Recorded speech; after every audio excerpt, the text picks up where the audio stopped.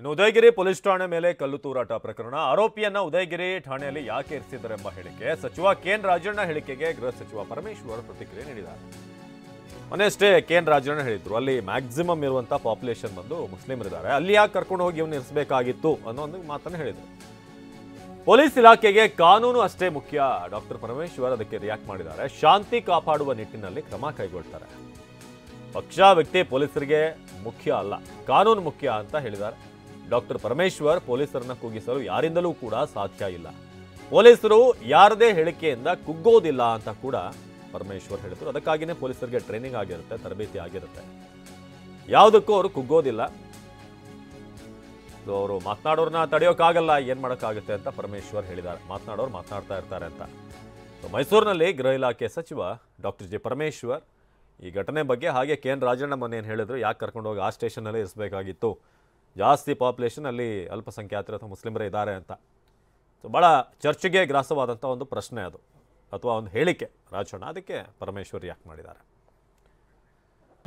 ಯಾರು ಇದಕ್ಕೆ ಪೊಲೀಸ್ನವರಿಗೆ ಮತ್ತು ಪೊಲೀಸ್ ವೆಹಿಕಲ್ಸ್ಗೆ, ವಾಹನಗಳಿಗೆ ಜಖಂ ಮಾಡಿದರು ಮತ್ತು ಪೊಲೀಸ್ನವರಿಗೆ ಕಲ್ಲು ಹೊಡೆದಿದ್ರು, ಇದೆಲ್ಲವನ್ನು ಕೂಡ ಈಗಾಗಲೇ ಅವ್ರ ಮೇಲೆ ಕ್ರಮ ತಗೋಬೇಕು ಅಂಥೇಳಿ ನಾನು ಮೊನ್ನೆನೇ ಆದ ದಿವಸನೇ ಸೂಚನೆ ಕೊಟ್ಟಿದ್ವಿ. ಹಾಗಾಗಿ ಇವತ್ತು ಅದು ಮುಂದುವರೆದಿದೆ. ಈಗಾಗಲೇ CCTV ಫುಟೇಜ್ನಲ್ಲಿ ಯಾರೆಲ್ಲ ಕಾಣಿಸಿದ್ದಾರೆ ಅವ್ರನ್ನ ಗುರುತು ಹಚ್ಚಿ ಅವ್ರ ಮೇಲೆ ಕ್ರಮ ತಗೊಳ್ಳೋದಕ್ಕೂ ಕೂಡ ಪೊಲೀಸ್ ಮುಂದಾಗಿವೆ. ಕಾನೂನನ್ನು ಕೈಗೆತ್ತಿಕೊಳ್ಳೋಕ್ಕೆ ಯಾರಿಗೂ ಕೂಡ ನಾವು ಬಿಡೋದಿಲ್ಲ. ಅವ್ರು ಯಾರೇ ಎಷ್ಟೇ ಬಲಿಷ್ಠವಾಗಿದ್ದರೂ ಕೂಡ ಈ ದೇಶದ, ಈ ನೆಲದ ಕಾನೂನನ್ನು ರಕ್ಷಣೆ ಮಾಡಬೇಕಾದದ್ದು ನಮ್ಮ ಕರ್ತವ್ಯ. ಅದನ್ನು ಯಾವುದೇ ಮುಲಾಜಿಲ್ಲದೆ ಮಾಡ್ತೇವೆ. ಒಬ್ಬ ವ್ಯಕ್ತಿ ಯಾರೋ ತಪ್ಪು ಮಾಡಿದ್ದಾನೆ ಅಂದರೆ ಆ ತಪ್ಪಿಗೆ ಕ್ರಮ ತಗೊಳ್ಳೋದಕ್ಕೆ ಪೊಲೀಸ್ ಇದೆ, ಸರ್ಕಾರ ಇದೆ. ಅದನ್ನು ಹೊರತುಪಡಿಸಿ ಬೇರೆಯವರು ಯಾರು ಕೂಡ ಕಾನೂನನ್ನು ಕೈಗೆತ್ತಿಕೊಳ್ಬಾರ್ದು. ಕೈಗೆತ್ತಿಕೊಳ್ಳೋದಕ್ಕೂ ಕೂಡ ನಾವು ಬಿಡೋದು. ನಮ್ಮ ಮೈಸೂರಿನ ಪ್ರತಿನಿಧಿ ರಾಮ್ ಈ ಬಗ್ಗೆ ಹೆಚ್ಚಿನ ಮಾಹಿತಿಯನ್ನು ನೀಡುತ್ತಾರೆ ನೇರ ಸಂಪರ್ಕದಲ್ಲಿ. ರಾಮ್, ನಮ್ಮಲ್ಲಿ ಯಾವುದೇ ಏರಿಯಾವನ್ನ ಯಾರಿಗೂ ಏನು ಬರ್ಕೊಟ್ಟಿಲ್ಲ, ಅಲ್ಲಿಗೆ ಹೋಗಬಾರ್ದು, ಇಲ್ಲಿಯಾಗಿ ತಗೊಂಡು ಹೋದ್ರಿ ಅಂತ. ಆದರೆ ರಾಜಣ್ಣ ಕೊಟ್ಟಂಥ ಸ್ಟೇಟ್ಮೆಂಟ್ ನೋಡಿದಾಗ ಎಲ್ಲೋ ಆಶ್ಚರ್ಯ ಆಯಿತು.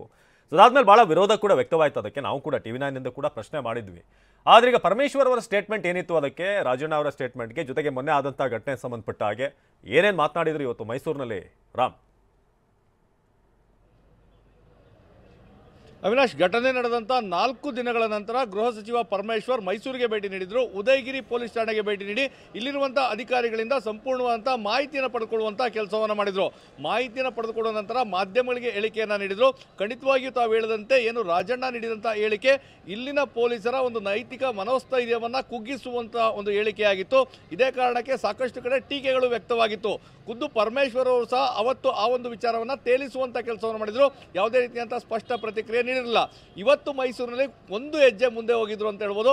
ಯಾಕಂದರೆ ಅವರು ಸ್ಪಷ್ಟವಾಗಿ ರಾಜಣ್ಣ ಹೇಳಿಕೆಯನ್ನು ಈ ರೀತಿಯಾಗಿ ಏನು ವಿರೋಧಿಸುವಂಥದ್ದನ್ನ ಮಾಡಲಿಲ್ಲ. ಆದರೆ ಈ ಒಂದು ಪ್ರಕರಣದಲ್ಲಿ ಯಾರೂ ಸಹ ರಾಜಕೀಯವನ್ನು ಮಾಡಬಾರ್ದು, ಇದು ಸೂಕ್ಷ್ಮ ವಿಚಾರವಾಗಿರ್ತದೆ, ಹೀಗಾಗಿ ರಾಜಕೀಯ ಮಾಡೋದು ಸರಿಯಲ್ಲ ಅನ್ನೋಷ್ಟೇ ಮಾತನ್ನೇ ಮಾತ್ರ ಹೇಳಿದರು. ಇದರ ಜೊತೆಗೆ ಅವರು ಎಲ್ಲರೂ ಸಹ ಮಾತಾಡಲಿಕ್ಕೆ ಸ್ವತಂತ್ರರಾಗಿರ್ತಾರೆ, ಏನು ಮಾತಾಡಬೇಕು ಅನ್ನೋದನ್ನ ಅವರೇ ನಿರ್ಧಾರ ಮಾಡ್ಕೋಬೇಕು.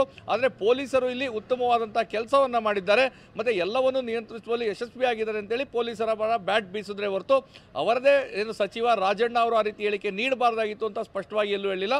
ಇದರ ಜೊತೆಗೆ ಏನು ಪೊಲೀಸರ ವಿರುದ್ಧವೇ ಏನು ಈ ರೀತಿಯಾದಂಥ ಕೃತ್ಯವನ್ನು ಎಸಗಿದ್ರು, ಅವರ ವಿರುದ್ಧ ನಿರ್ದಾಕ್ಷಿಣ್ಯ ಕ್ರಮವನ್ನು ತೆಗೆದುಕೊಳ್ತೇವೆ, ಯಾವುದೇ ಪಕ್ಷ ಭೇದವಿಲ್ಲದಂತೆ, ಯಾವುದೇ ಧರ್ಮ ಭೇದವಿಲ್ಲದಂತೆ ನಾವು ಕ್ರಮವನ್ನು ತೆಗೆದುಕೊಳ್ತೇವೆ ಅನ್ನೋ ಒಂದು ಭರವಸೆಯನ್ನು ನೀಡಿದ್ದಾರೆ. ಅದನ್ನು ಹೊರತುಪಡಿಸಿ ಬೇರೆ ಯಾವುದೇ ರೀತಿಯಾದಂಥ ಬೆಳವಣಿಗೆ ಇಲ್ಲಿ ಆಗಿಲ್ಲ. ಆದರೆ ಪ್ರಮುಖವಾಗಿ ಇರುವಂಥದ್ದು ಪೊಲೀಸರ ಮನೋಸ್ಥೈರ್ಯವನ್ನು ಹೆಚ್ಚಿಸುವಂಥ ಕೆಲಸವನ್ನು ರಾಜಕಾರಣಿಗಳು ಮಾಡಬೇಕು. ಈ ನಿಟ್ಟಿನಲ್ಲಿ ಒಂದು ಖಡಕ್ ಆದಂತಹ ಸಂದೇಶವನ್ನು, ಖಡಕ್ ಆದಂತಹ ಮಾತನ್ನು ಗೃಹ ಸಚಿವರು ಎಲ್ಲೋ ಒಂದು ಕಡೆ ಹೇಳಲಿಲ್ವಲ್ಲ ಅನ್ನೋದು ಈಗ ಸಾಕಷ್ಟು ಚರ್ಚೆಗೆ ಕಾರಣವಾಗಿದೆ. ಅವಿನಾಶ್, ಧನ್ಯವಾದ ರಾಮ್.